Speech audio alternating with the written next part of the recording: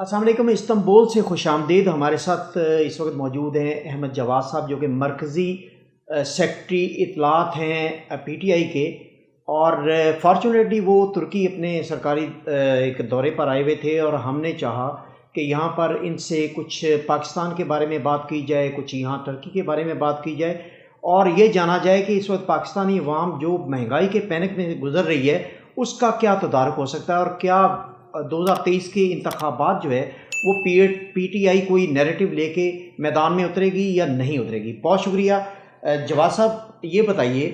کہ آپ کو ہم خوش آمدید بھی کہتے ہیں، ترکی میں استنبول میں آپ موجود ہیں۔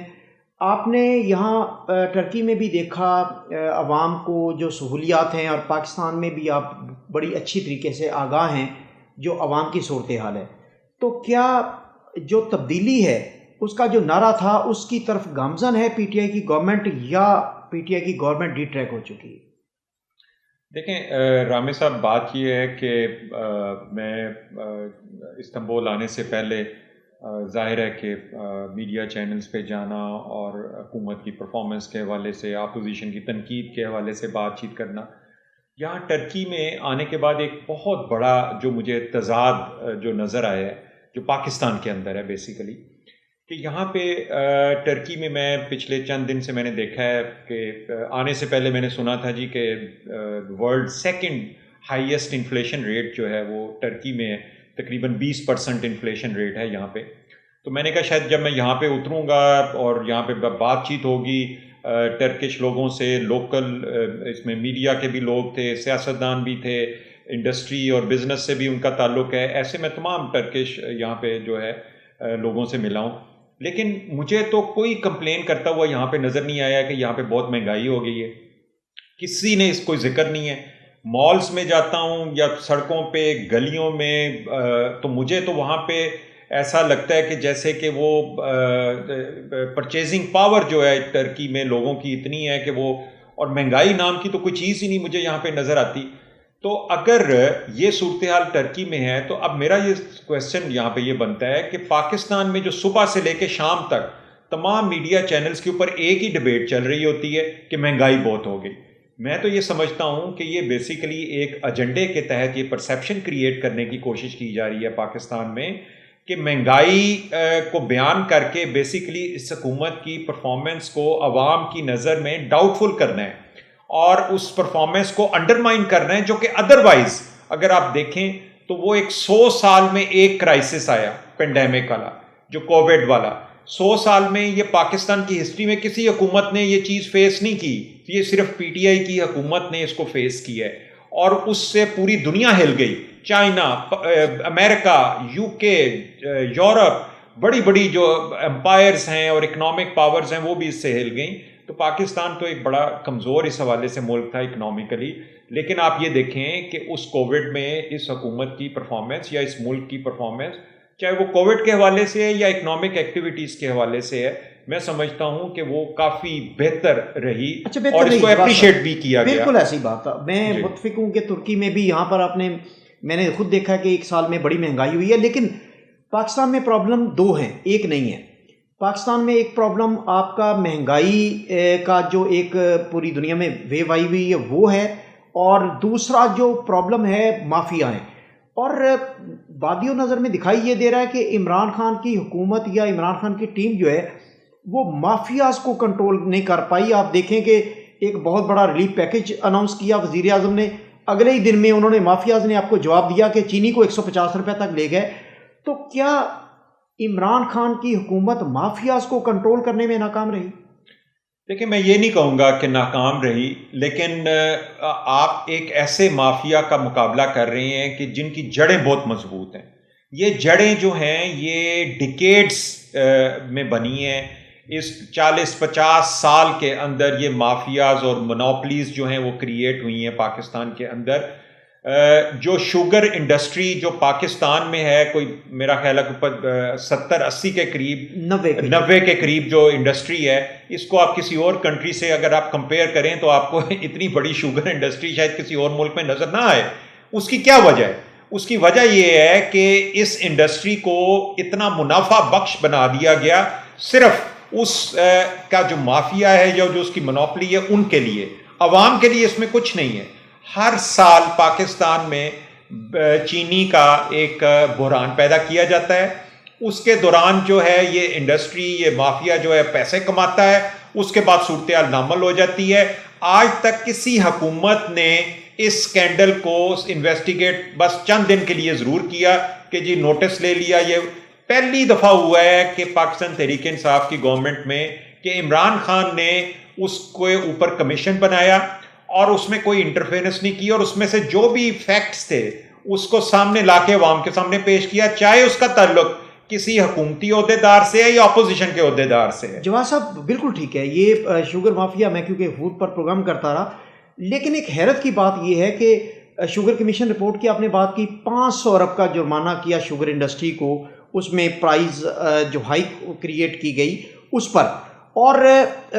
ابھی جو لیٹ کریشنگ اور جو رولز کو وائلیشن پر تقریباً 40 بلین روپیز جو ہے وہ جرمانہ کیا گیا. تو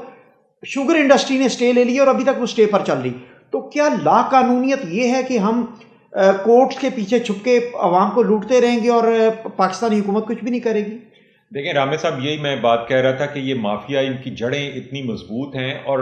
مافیاز کی جڑیں اسی وقت مضبوط ہوتے ہیں جب پاکستان کے اندر ادارے کمزور ہوتے ہیں، چاہے وہ جوڈیشری ہو، چاہے وہ بیوروکریسی ہو. جب اداروں میں زوال پذیر ہوتے ہیں یا وہ ان کی پرفارمنس نہیں ہوتی ٹھیک، تو پھر مافیاز کی جڑیں مضبوط ہوتی ہیں. اور یا آپ یہ بھی کہہ سکتے ہیں کہ مافیا پھر ان کولیبریشن ود انسٹیٹیوشنز جو ہیں وہ ملک کے اندر چند لوگوں کے فائدے، جسے ہم مافیا اور منوپلی کہہ رہے ہیں، ان کے فائدے کے لیے کام کرتے ہیں. ابھی آپ نے جو بات کہی کہ جو بھی ایکشن حکومت کی طرف سے لیا گیا یا لیا جاتا ہے، اس میں آپ دیکھیں تو جس کے خلاف بھی لیا جائے وہ کورٹ میں جاتا ہے اور اسٹے آرڈر لے کے بیٹھ جاتا ہے، کوئی کورٹ میں جاتا ہے ضمانت لے کے وہ ملک سے باہر چلا جاتا ہے. تو یہ کوئی معمولی بات نہیں ہے. حکومت کی طرف سے جو ایک انسٹیٹیوشنل اسٹرینتھ ہوتی ہے، انویسٹیگیشن کی ہے یا مقدمات کو ٹیک اپ کرنے کی ہے یا کرپشن کو عوام کے سامنے لانے کی ہے، اس میں کوئی کمی نہیں ہے. اس کے حوالے سے تمام چیزیں، لیکن کہاں پہ چیزیں جا کے پھنس جاتی ہیں، یا تو عدالتوں میں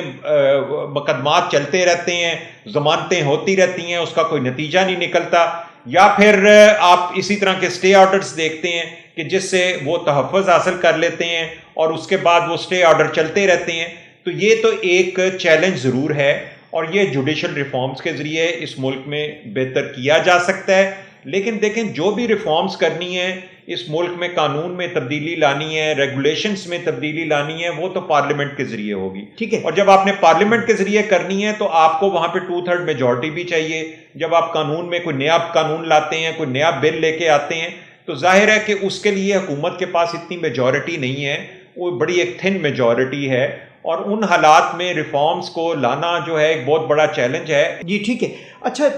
واقعی اس میں کوئی شک نہیں کہ سب سے جو ناگزیر عمل ہے وہ جوڈیشل ریفارمز ہیں. لیکن میں آپ کو جواد صاحب سمپلی ایک ایگزامپل ہے ہمارے سامنے کہ ہمارے ملک میں اگر آپ باقی قوموں کے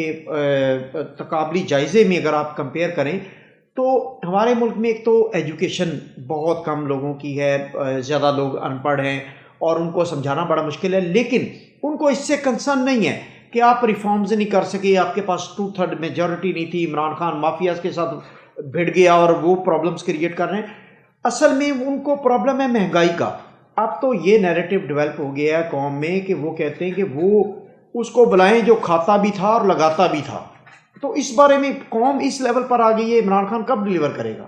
دیکھیں یہ بھی میں آپ سے کہوں کہ یہ بھی ایک کچھ سیکشنز آف دا میڈیا میں یہ تاثر پیدا کیا جا رہا ہے کہ اب قوم جو ہے وہ دوبارہ انہی کے پاس انہی کو دیکھ رہی ہے جو اس سے پہلے تھے، اور جو کہتے جن کے بارے میں کہا جاتا تھا کہ اگر کھاتا ہے تو لگاتا بھی ہے. لیکن اصل حقیقت یہ ہے کہ وہ کھاتا تھا اور کھلاتا تھا، تو لگانے والی بات تو کم ہی تھی. تو اس نیریٹو کو دوبارہ سے بلڈ کرنے کی کوشش کی جا رہی ہے. لیکن میں نہیں سمجھتا کہ عوام اب اتنی کوئی بے وقوف ہے.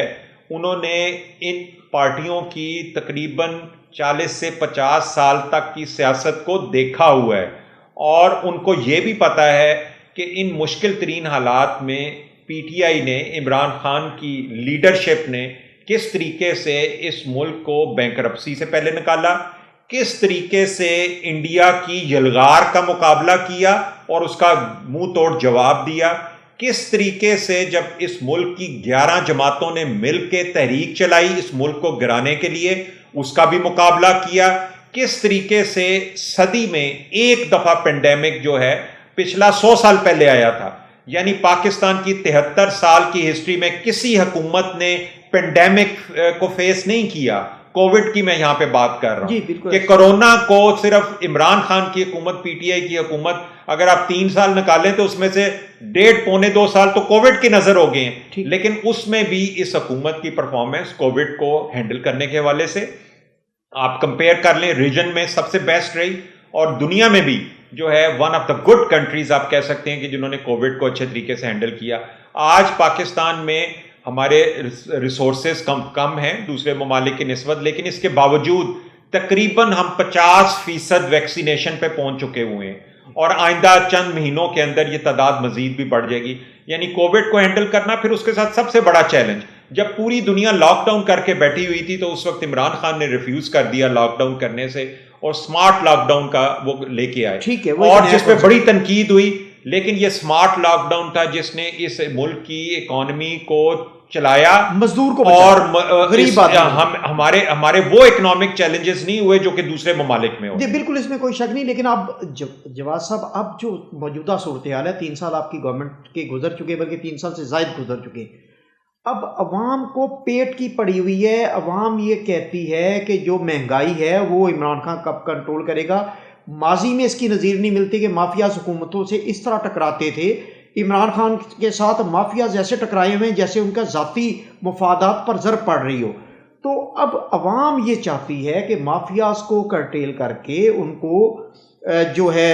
ان کی جو یہ نیکسس توڑ کر عوام کو ریلیف دیا جائے. عوام اب 2023 کے الیکشن میں آپ کے پاس کیا نیریٹو ہے, عوام کے پاس کس طرح جائیں گے آپ؟ اس نیریٹو پر تو تبدیلی کا نیریٹو پٹ چکا ہے.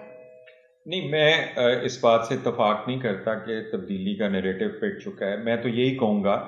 کہ انتہائی نامساعد حالات کے اندر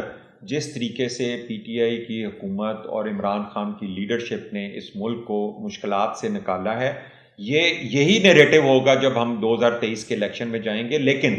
اس میں اب یہ 2 سال, اور یہ 2 سال کیوں امپورٹنٹ ہے, دیکھیں ہمارے 1.5-2 سال تو 3 میں سے جو ہے وہ کووڈ کی نظر ہوئے. اس کے علاوہ پہلا سال جو تھا وہ تو ہم صرف اس کشمکش اور جد و جہد میں رہے کہ ملک کو پہلے بینکرپسی سے نکال لیں ہم. ملک تو بینکرپٹ ہو کے بیٹھا ہوا تھا, اس کو بینکرپسی سے نکالنا. اب یہ 2 سال جو ہیں پاکستان کے لیے بڑے امپورٹنٹ ہیں. اس میں 2 چیلنجز ہیں میں سمجھتا ہوں. ایک پیٹرول کا ہے,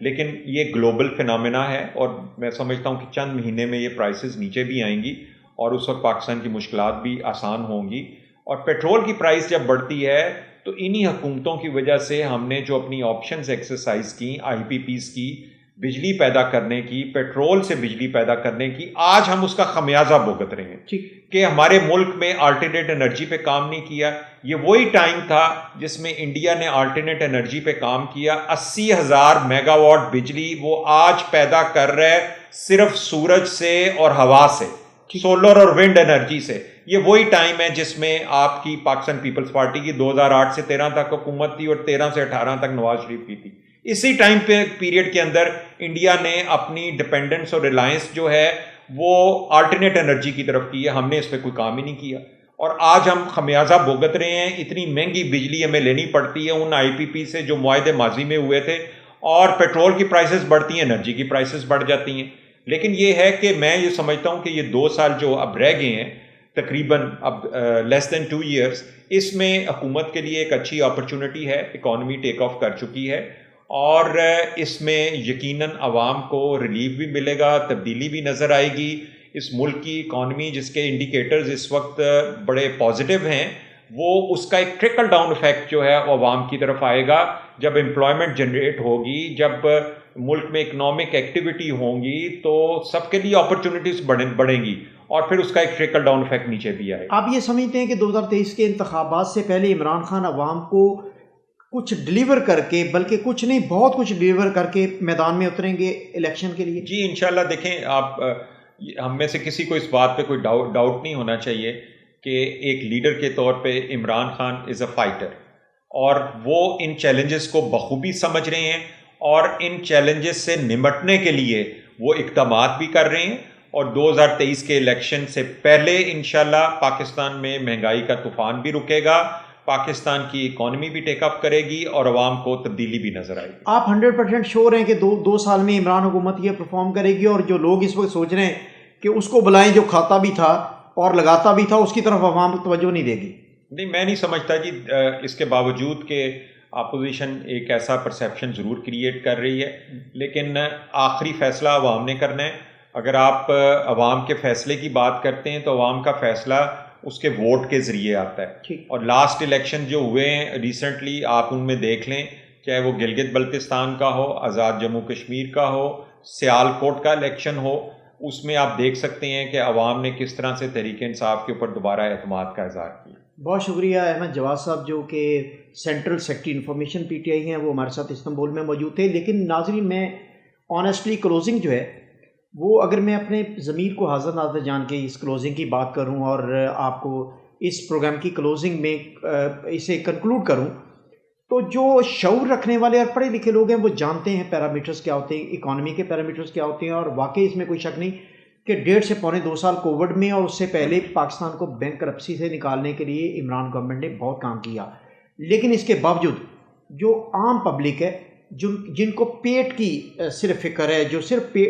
جن کا دماغ کی سوچ جو ہے یا ان کا شعور جو پیٹ کے راستے سے ہو کے نکلتا ہے، وہ اس وقت مہنگائی کی چکی میں پس رہے ہیں۔ اور اب دیکھنا یہ ہے کہ کیا واقعی پی ٹی آئی کی گورنمنٹ آئندہ آنے والے وقت میں 2023 کے انتخابات میں کوئی ایسا اسٹرانگ نیریٹو بلڈ کرتی ہے عوام کو ریلیف دے کے، اور وہ عوام کی پذیرائی حاصل کر سکتی ہے الیکشن تک یا نہیں کر سکتی، یہ آنے والا وقت بتائے گا۔ لیکن سب سے امپورٹنٹ چیز ہے کہ پی ٹی آئی گورنمنٹ کا نہ تو اپوزیشن کے ساتھ کوئی مقابلہ ہے، نہ کسی اور چیز کے ساتھ، ان کا مقابلہ ہے